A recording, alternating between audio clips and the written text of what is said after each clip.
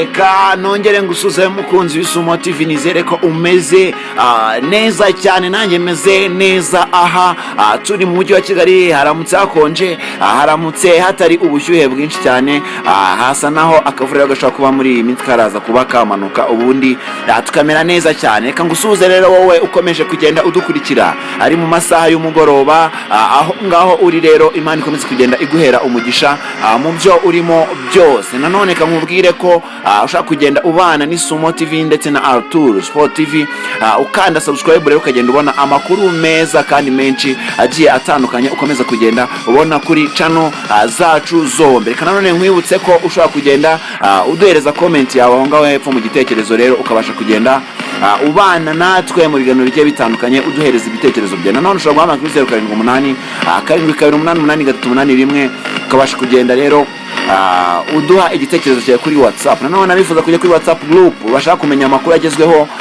yo mu Rwanda, muri Afrika ndetse no ku isi hose, mu mikino n'imyidagaduro, bakomeza kugenda rero baduhamagara kuri iyo nimero nabahaye haruguru, ubundi dukomeza kugenda umera neza cyane. Amakuru rero aramutse yo nta yandi, amakuru aramutse nuko equipe nka Arsenal yamaze gukompleta deal ya Gabriel Jesus, ikaba rero nanone yaramaze no kuba yabatanga indi bid kuri Rafinha ni miliyoni saga rero 60 igomba kuba yakwishyura. Turaza kugenda tubigarura mu makuru arambuye, ndetse turaza kugenda tunyarukira kuri equipe ya Rayon Sport, aho yabuze umwe mu bakinnyi bagiye bayikinira.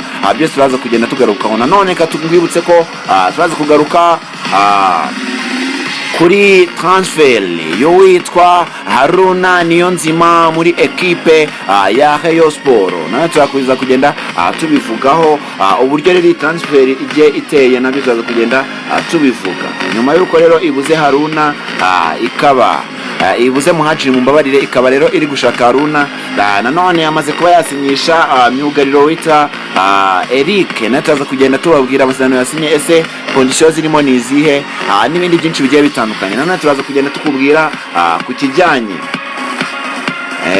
turaza kugenda tukubwira rero ku kijyanye no bita Ferwafa rero abantu bagiye bayiyobora, nabyo turaza kugenda tubigarukaho, ndetse tugenda tukubwira uko imikino ya bar equipe ya Leg Basketball Club nayo imaze kugenda iyitegura. Byose rero biragenda birangaye amakuru yacu. Komeza bibane natwe, ukanda subscribe ugenda uhaguma. Gukanda subscribe nukwibera mu soko y'amakuru, inyanja y'amakuru, kagenda usumana natwe mu isumo y'amakuru agezweho kandi yizewe. Nanone katubwire ko kuba waduha like nta kintu bidutwaye, ndetse no kuba wadushyiraho comment ntacyo bidutwaye. Bana n'Isumo TV, kutabana natwe nukunyagwa zigahera, kandi transfer aho twagiye tuzitangirira mugenda mubibona, ndetse mugenda mubona ko amakuru yose meza ari hano ku Isumo TV ndetse no kuri Arthur Sport TV, komeza kugenda uyabona.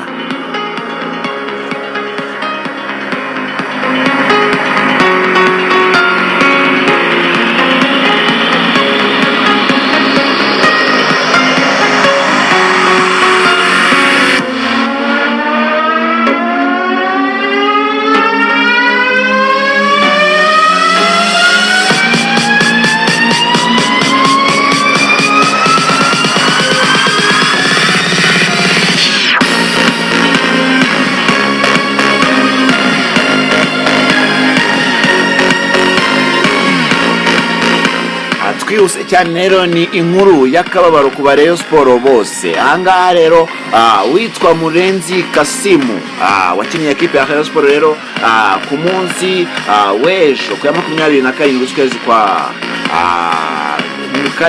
kwa gatandatu 2022 nibwo yabashe kuba yakwitaba Imana. Ni ibibazo cyane kenshi kubura umuntu wawe, kubura umuvandimwe, kubura umuntu mwabanye, biba ari ibintu bitari byiza cyane mu buzima bw'umuntu, ariko nanone bari ibintu bigomba kubaho, kuko ntawe uramba nk'umusozi cyangwa se ntagahora gahanze. Igihe cyose kiragera, ibintu bimwe bigacaho ibindi bikaza. Rero dukomeje kugenda twihanganisha rero aba Rayon Sport bose mu kubura umuvandimwe rero, ndetse n'umukinnyi wakinnye equipe ya Rayon Sport. Murenzi Kasimu rero, se wa Murenzi Abdallah wakinnye equipe ya Rayon Sport yitavye Imana azize uburwayi. Murenzi Kasimu wabaye umukinnyi ukomeye wa Rayon Sport yitabye Imana nyuma y'iminsi yari amaze arwaye. Rero ni kuri uyu mugoroba tariki ya 27 Kamena 2022 nibwo hagiye hanze inkuru y'akababaro ko Murenzi Kasim, umubyeyi wa Murenzi Abdallah wahoze ayobora ekipe ya Rayon Sport yitabye Imana. Reka tukwibutse ko Murenzi Abdallah ari we muyobozi rero wa Olympique wa Olympique hano mu Rwanda, rero akaba ari we usigaye ayoboye Olympique hano mu Rwanda. Nanone rero yari umukunzi ukomeye wa ekipe ya Rayon Sport, akaba yarakiniye imyaka igera kuri 17. Rero afite umuhigo wo kuba umukinnyi wakiniye Gikundiro imyaka myinshi kurusha abandi. Rero niyo watangije akademi y'ikipe ibarizwa i Nyanza itozwa na Mbungira. Umuhungu rero Murenzi Abdallah yayoboye ekipe ya Rayon Sport hagati y'umwaka wa 2012 ndetse na 2014. Rero Imana yakire mubayo umubyeyi Murenzi Kasim, akaba rero ari n'umubyeyi w'umubiri wa Murenzi Abdallah wigeze kuyobora Rayon Sport 2012 kugeza 2014.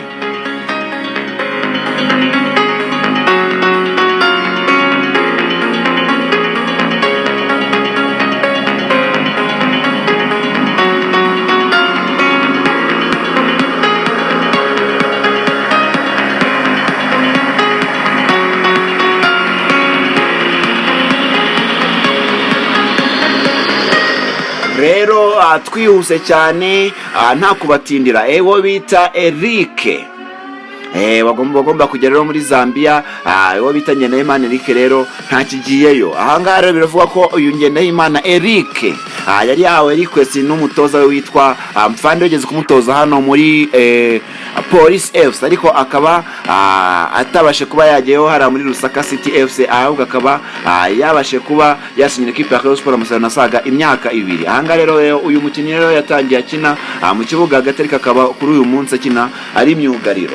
Ahangaha rero yari yahawe request n'uwo bita Albert Mfande wigeze kumutoza muri Police, ariko Ngendahimana akaba yamaze gufata umwanzuro udasubirwa avuga ati reka nyongere ku bakinnyi uwo bita Hirwa Felicien, uwitwa Raphael Orise, uwitwa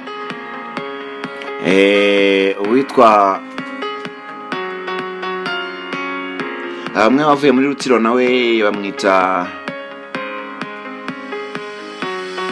twihuse cyane rero uyu mukinnyi akaba yasinye ari umukinnyi wa 4 muri ekipe ya Rayon Sport, aho nanone iyi ekipe ya Rayon Sport kugenda iteganya kuba rero yasinyisha na Haruna Niyonzima nyuma yuko umukinnyi witwa Muhajiri yongeye kubenga Rayon Sport rero bugira ubwa gatatu. Rero bibaye ngombwa ko ekipe ya Rayon Sport yiyambaza umukinnyi Haruna Niyonzima, rero nawe iri gushaka kuba yamushyira muri swad yayo, nawe akaba yaza kuba yakomeza swad ya Rayon Sport, kabasha kuba rero nayo yakoza kumeza kugenda yitwara neza mu mikino y'igikombe cya shampiyona ndetse n'igikombe cy'amahoro cy'umwaka utaha. Ni nyuma y'uko rero ekipe ya Rayon Sport yegukanye umwanya wa gatatu mu gikombe cy'amahoro. Ahangaha rero naho yatsindiye miliyoni zisaga 3 z'amafaranga y'u Rwanda, itsinze Polisi ibitego 4-0. Ahangaha Rayon Sport rero abantu benshi bagiye bibaza bati se kuki Rayon Sport ananiwe shampiyona, ariko ugasanga kuri uyu mukino yitwaye neza gutya. Benshi rero bagiye bavuga bati abakinnyi bakinaga batabishaka, abandi bakavuga iki, ariko bibaho burya ko ikipe yatsindwa ariko ataruka abakinnyi ari abaswa, ariko harimo utubazo runaka. Nanone bagiye bavuga ko umutoza Lomami Marcel ari umwe rero mu bantu bashoboye ekipe ya Rayon Sport, abakibaza bati se kuki adatoze ekipe ya Rayon Sport. Abenshi rero mwibaza icyo kibazo, reka tubasubize ko hari ibyangombwa by'ubutoza adafite, ngo hari qualification cyangwa se license adafite zimwemerera kuba yatoza ekipe nkuru ngayifate nka head coach. Niyo mpamvu rero uyu mutoza Lomami Marcel akenshi yagiye atoza rero nk'umusimbura, cyangwa se akajya atoza nka mu gihe cy'inzibacyuho nk'umutoza w'inzibacyuho. Atari uko rero uyu mutoza ari umuswa, ahubwo ari ukubera ko adafite ibyangombwa byuzuye byo kuba yaheka ekipe nk'umutoza mukuru.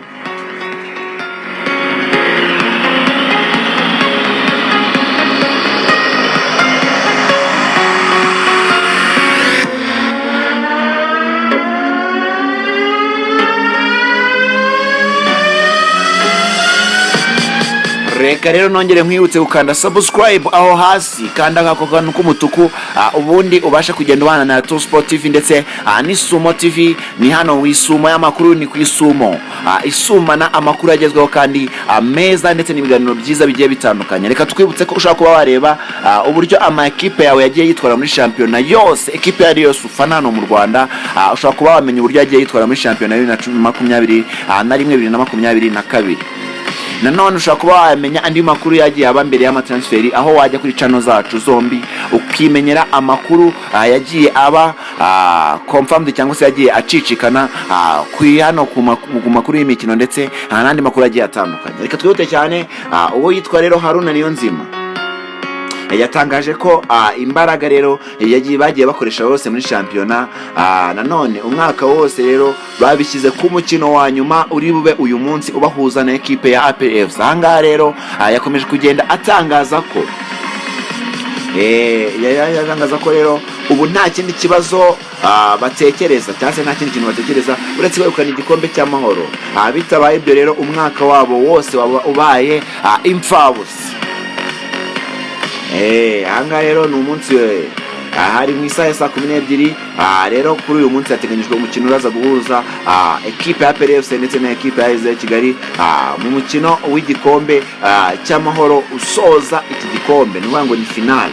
Kapiteni wa AS Kigali Haruna Niyonzima avuga ko ari umukino rero biteguye neza kandi intego ari ukutwara iki gikombe. Yagize ati umukino rero twiteguye kutwara neza, ni umukino uzabutoroshye ariko twe dufite intego zacu ni ugutwara iki gikombe. Kugeza uyu munsi rero tumeze neza cyane. Birero nibyakomeje kugenda abwira abafana ba equipe n'abakunzi ba equipe ya AS Kigali ko bagomba kuba baza bagafana equipe yabo bakayiteringa mu bitugu ubundi gatsinda equipe ya APR FC. Nanone yakomeje agira ati nk'abakinnyi ba AS Kigali rero twari dufite intego zo gutwara igikombe cya shampiyona, akaba ariyo mpamvu imbaraga zose ibyo twakoze byose umwaka wose twabishyize ku mukino rero wa nyuma w'igikombe cy'amahoro. Nk'uko natangiye mbivuga, ni umukino uzabutoroshye ariko tukaba tugomba gutsinda kugira ngo equipe yacu izabashe gusohoka muri CAF Confederations Cup. Urabyumva ko rero intego ni nyinshi rero ku bakinnyi ba AS Kigali ndetse abari komeza kugenda bavuga ko equipe ya APR FC igomba kuba yakubitirwa hareba inzego ubundi bakabasha kuba bagenda bayikoraho amanota 3 nkuko babyiyemeje. Byose rero ni hano ku Isumo TV. Kanda subscribe, nakomeze nkwibutse gukanda subscribe, uyikande rwose uyihamye, ubundi ukande like nimba udashaka kuyikanda. Nanone wado unlike mu gihe ubona bitameze neza, ubundi ukaduhereza comment yawe aho ngaho ari kuri live chat, wayiduhereza tukaza kugusubiza ndetse no kuba wayiduhereza ahangaha kuri comment pano yo hasi. Byose biremewe, duhereze comment yawe cyangwa se duhamagaye kuri 0888288381 ubashe kugenda uduha igitekerezo cyane. Nanone mba bifuza kujya muri WhatsApp group yacu, wakomeza rero kugenda ubana natwe kuri WhatsApp group. Reka rero duhita tunyarukira cyane hano kuri basketball. Kuri basketball rero bagenda bivugwa ko rero muri basketball equipe ya Leg rero yamaze kugenda itangaza ko igomba guha ibyishimo abanyarwanda mu mikino ya nyuma iyo bita BAL cyangwa se basketball, abayita basketball Africa League niyo bita BAL. Rero equipe ya Leg yakomeje kugenda itangaza ko igomba kuzagenda yitwara neza cyane. Hanga rero ni mbere yuko iri rushanwa ritangira, abo bita Kajeri kapiteni wa Leg basketball yakomeje avuga ko rero bagomba gutwara neza muri iyi mikino, bakazahora bibuka ko batwaye iri rushanwa aho kuba abaryakiriye.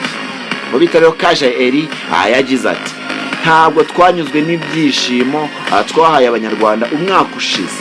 Igihugu cyacu cyaduhaye umukino, cyaduhaye umukoro nyuma yo kongera kwakira irushanwa. Ntabwo rero dushaka